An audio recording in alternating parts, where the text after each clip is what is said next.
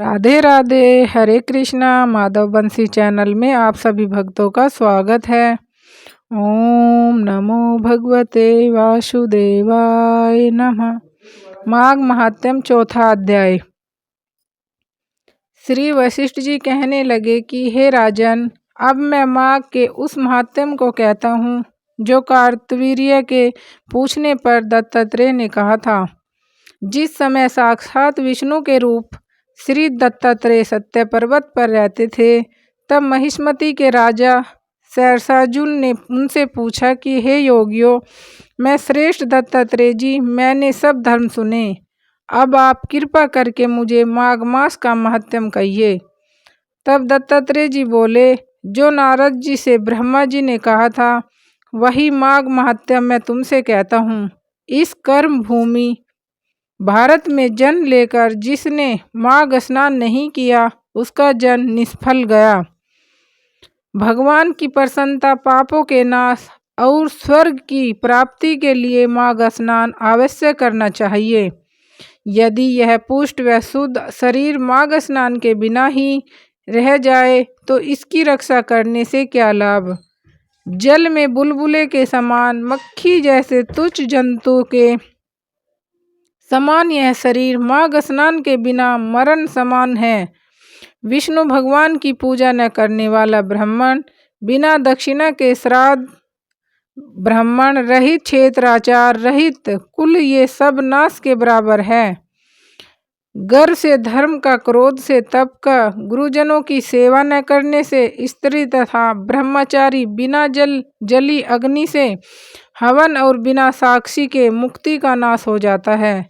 जीविका के लिए कहने वाली कथा, अपने ही लिए बनाए हुए भोजन की क्रिया, शूद्र से भिक्षा लेकर किया हुआ यज्ञ तथा कंजूस का धन, यह सब नाश के कारण है। बिना अभ्यास और आलस्य वाली विद्या, असत्यवाणी, विरोध करने वाला राजा, जीविका के लिए तीर्थ यात्रा, जीविका के लिए व्रत, संदेह युक्त मंत्र का जप, व्यग्रचित होकर जप करना, वेद न जानने वाले को दान देना, संसार में नास्तिक मत ग्रहण करना, श्राद्ध बिना धार्मिक क्रिया, यह सब व्यर्थ है। और जिस तरह दरिद्र का जीना व्यर्थ है, उसी तरह माघ स्नान के बिना मनुष्य का जीना व्यर्थ है। ब्रह्मघाती, सोना चुराने वाला, मदिरा पीने वाला, गुरु पत्नी गामी और इन चारों की संगति करने वाला माघ स्नान से पवित्र होता है। जल कहता है कि सूर्योदय से पहले जो मुझसे स्नान करता है, मैं उसके बड़े से बड़े पापों का नष्ट करता हूँ। महापातक भी स्नान करने से भस्म हो जाते हैं। माघ मास के स्नान का जब समय आ जाता है तो सब पाप अपने नाश के भय से कांप जाते हैं।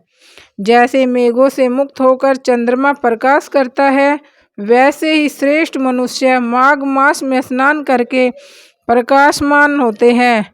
काया वाचा मनसा से किए हुए छोटे या बड़े, नए या पुराने, सभी पाप स्नान से नष्ट हो जाते हैं। आलस्य में बिना जाने जो पाप किए हो वह भी नाश को प्राप्त होते हैं। जिस तरह जन्म जन्मांतर के अभ्यास से आध्यात्मिक ज्ञान की प्राप्ति होती है, उसी तरह जन्मांतर अभ्यास से ही माघ स्नान में मनुष्य की रुचि होती है। यह पवित्रों की पवित्र करने वाला बड़ा तप और संसार रूपी कीचड़ को धोने की पवित्र वस्तु है। हे राजन, जो मनवांछित फल देने वाला माघ स्नान नहीं करते, वह सूर्य चंद्र के समान भोगों को कैसे भोग सकते हैं। ओम विष्णुवे नमः।